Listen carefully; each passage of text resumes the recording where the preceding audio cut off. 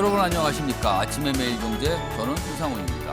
올 들어 가장 강한 태풍이죠. 흰남노 이름입니다. 특이한 이동 경로를 지금 태평양상에서 보이고 있습니다.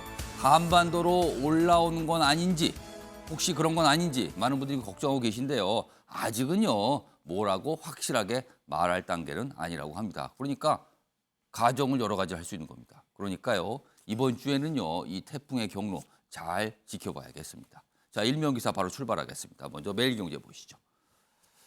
자, 매일경제 일면 내년 예산안 이게 뭐 규모가 공개가 된 거죠. 그 얘기입니다.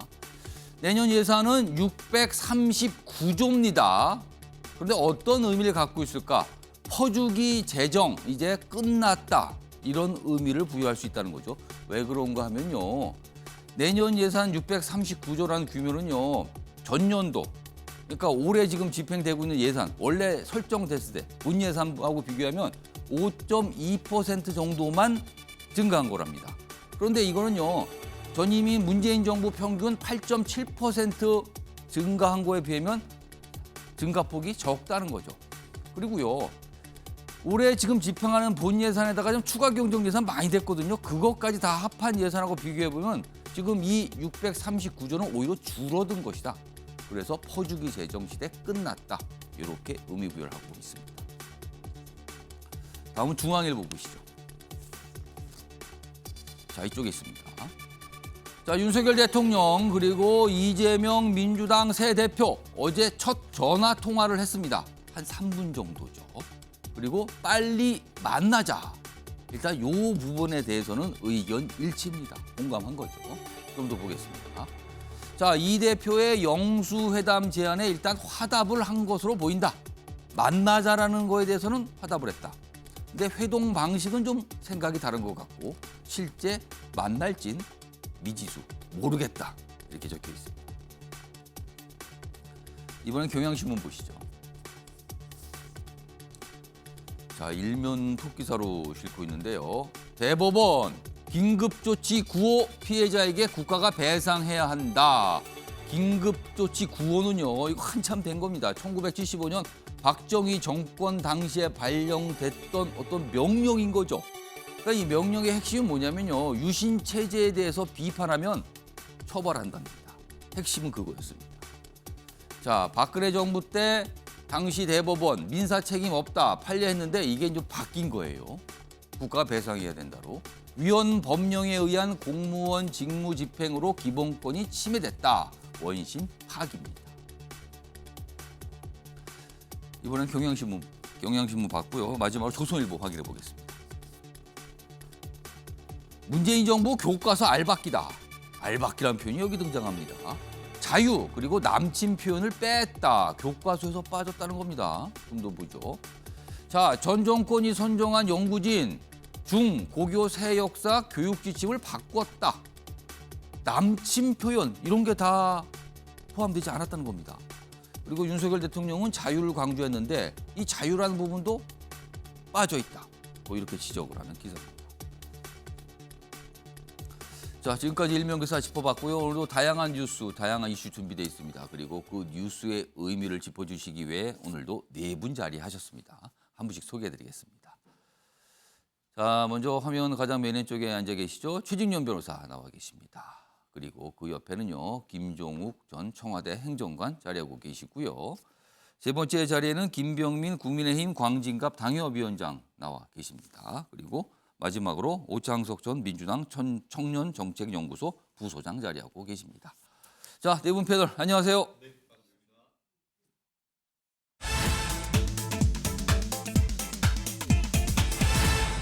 아침의 매일경제 첫 번째 이슈 키워드로 확인해 보죠. 3분 통화입니다. 아시겠죠? 일면기사 때 제가 잠깐 언급을 했습니다. 어제 윤석열 대통령과 이재명 민주당 대표 전화통화 3분 정도 했다는 겁니다. 3분이니까요. 글쎄요. 뭐 축하 얘기, 덕담 나누고 그 시간 빼고 한 1분 30초? 그럼 한 1분여 남아요. 그 1분 동안 중요한 얘기가 오갔다. 뭐 이렇게 좀 추정을 할 수 있습니다. 기사로 확인해 보겠습니다. 일단 큰 제목이 이렇습니다. 윤, 이재명 3분 깜짝 통화를 했다. 근데 이거 깜짝 통화 맞습니까? 어제 이진복 정무수석이 난을 들고 축하하는 의미의 난을 들고 이재명 대표를 만났죠. 근데 그 자리에서 이진복 수석이 제안을 했다는 거예요. 만납시다. 전화 통화를 대통령께서 원하시는데 어떠세요? 뭐 그래서 전화를 걸어서 바꿔줘서 했다는 거잖아요. 그런데 앞서서요. 주말부터 통화할 수 있다는 얘기 계속 나왔거든요. 이거. 그러면 깜짝 통화인지 아니면 연출된 통화인지는 모르겠습니다만 일단 깜짝으로 소개되고 있습니다. 좀 더 보죠. 자, 이 대표를 찾은 정무수석이 전화로 연결을 했다. 일단 그런데 여러 가지 얘기 중에서 이제 만나는 얘기가 나왔잖아요. 근데 위로 갑니다. 이재명 대표는 취지가 빨리 만납시다는 취지였대요. 빨리 만납시다. 근데 윤석열 대통령은 여야 대표님들을 모시겠다. 이것도 뭔가 다르죠 지금. 아래로 갑니다. 그래서 이 기사를 이렇게 씁니다. 만남 자체에는 공감대가 있는데 디테일은 온도차가 있다. 공감대와 온도차가 같이 있다. 요겁니다. 자, 그럼요. 어제 이진복 대통령실 정무수석이 이재명 대표 만난 뒤에 뭔가 설명이 있었고요. 민주당에서도 설명이 있었습니다. 들어보시죠. 방금 대통령님하고 대표님하고 전화를 하기는 했습니다. 제가 전화를 해서 바꿔드렸습니다. 빠른 시간 내에 만날 수 있는 자리를 만들어 보자 이런 말씀도 계셨고 하니까 앞으로 그런 일들이 진행될 수 있도록 해야 되겠죠. 이재명 당대표께서는 윤석열 대통령에게 대통령이 성공한 대통령이 되기를 진심으로 바랍니다라는 말씀을 하셨고, 이재명 당대표께서는 가능한 한 빨리 형식과 절차 없이 만나면 좋겠다. 그래서 최대한 협력하는 모습을 같이 갖도록 합시다 하면서 전화가 마감을 했습니다. 저게 어제 오전에 정무수석과 민주당의 대표가 만난 뒤에 나온 설명이었거든요. 근데 가만히 들어보면은 일단 만난다, 만납시다, 빨리 만납시다. 여기에 분명히 방점이 있었어요. 그리고 이후에 대통령실에 추가적인 설명이 있었습니다. 이 화면으로 보겠습니다. 여기 보면 김은혜 홍보수석이 설명을 내놨죠. 이렇게 대통령이 얘기했다는 겁니다. 전화통화에서. 당이 안정되면 일단 조건이 있어요. 당이 안정이 된다. 여기서 당은 국민의힘입니다. 국민의힘이 지금 뭐 간단하게 말씀을 드리면 대혼란, 조금 더 다른 표현을 쓰면 난리법석이죠. 이게 안정이 되면 가까운 시일 내에 여야 당대표님들과 좋은 자리를 만들어 보시겠다. 여야 당대표가 들어갔어요. 그러면은 이거 영수회담 아니잖아요. 영수는 1대1입니다, 원래. 그러면 이거는 1대2, 3자가 될 수도 있어요. 그리고 조건도 있습니다. 당이 일단 안정돼야 됩니다. 라는 얘기를 했습니다. 자, 이 얘기해 보죠. 김병민 위원장. 예. 그러니까 이거는 간단하게 말하면 영수회담은 안 한다. 대신에 여야 대표와 만나겠다. 대통령과 여야 각각의 대표와 예. 뭐 예를 들면 3자일 수도 있고요. 아니면 4자일 수도 있습니다. 이겁니까 지금?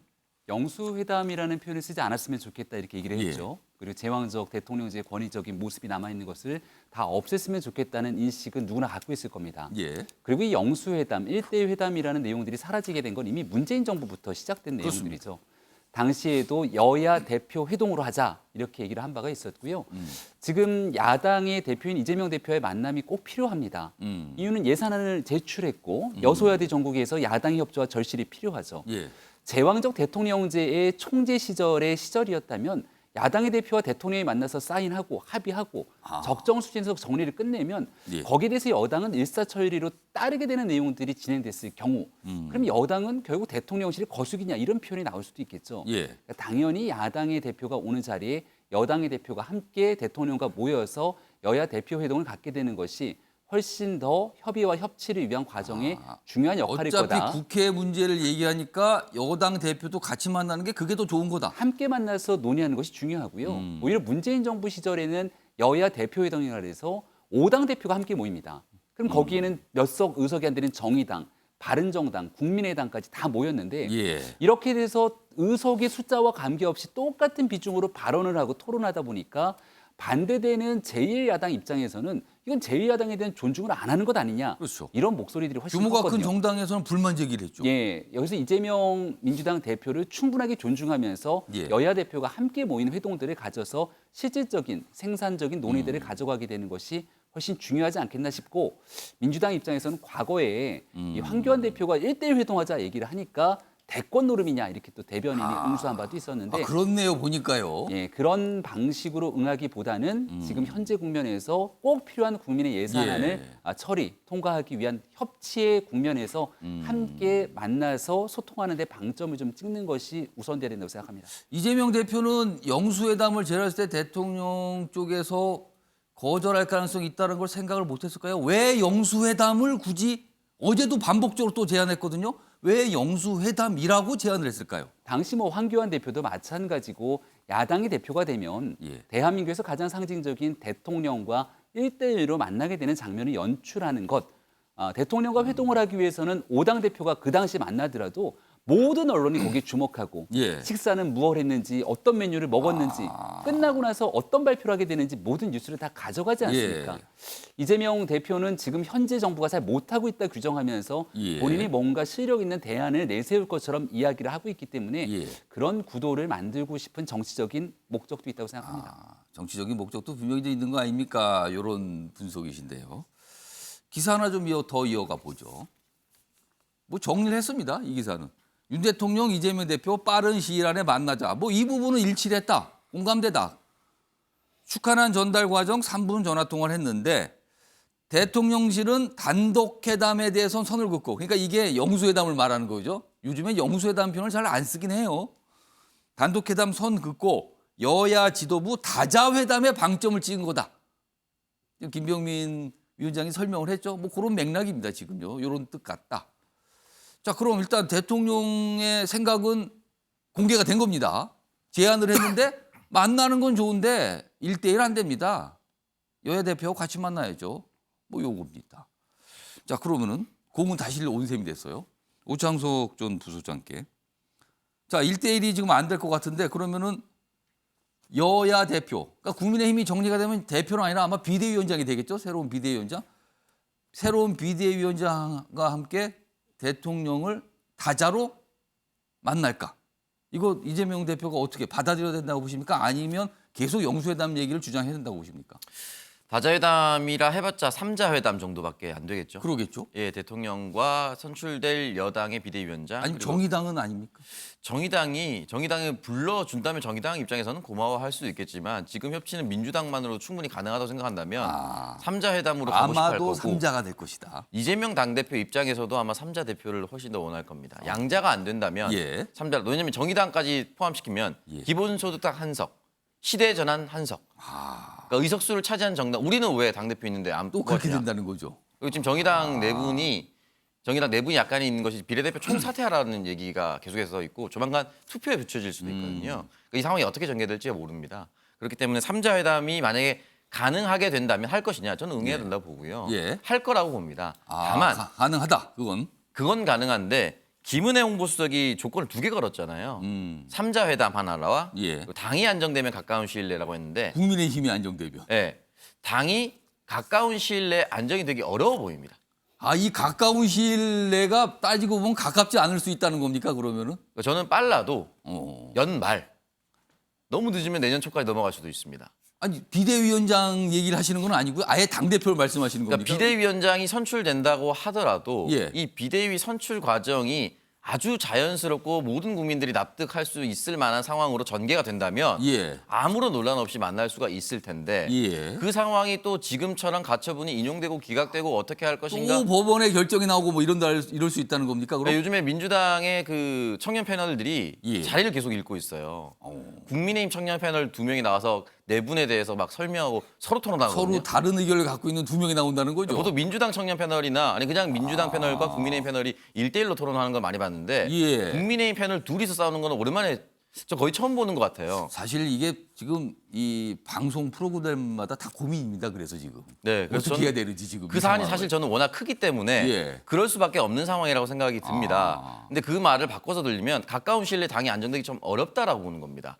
비대위원장이 또 선출됐는데 법원에 또 이준석 대표가 가처분을 인용할 수도 있고 뭐 신청할 수도 있고 여러 가지 얘기 나오거든요. 지금도 저희 방송 들어오기 딱 30분 전에 예. 정미경 최고가 가처분이 인용되면 깔끔하게 사퇴하겠다라는 인터뷰를 했는데 그 기사를 링크를 걸어서 이준석 대표가 자신 SNS에 나는 그런 말 한 적 없다라고 썼거든요. 또 이게 뭔가 갈등이네요, 또 그러면 이건. 또. 쉽게 사그라들지 않고 만약에 비대위원장이 그런 식으로 선임이 됐는데 이재명 당대표와 3자 구도가 돼서 그 자리에서 첫 마디에 이재명 대표가 지금 비대위원장에 대한 논란이 또 있는데라고 하면은 그 자리 전체가 비대위원장이 또 맞느냐 안 맞느냐 갈 수밖에 없는 부담을 용산을 가질 수밖에 없어요.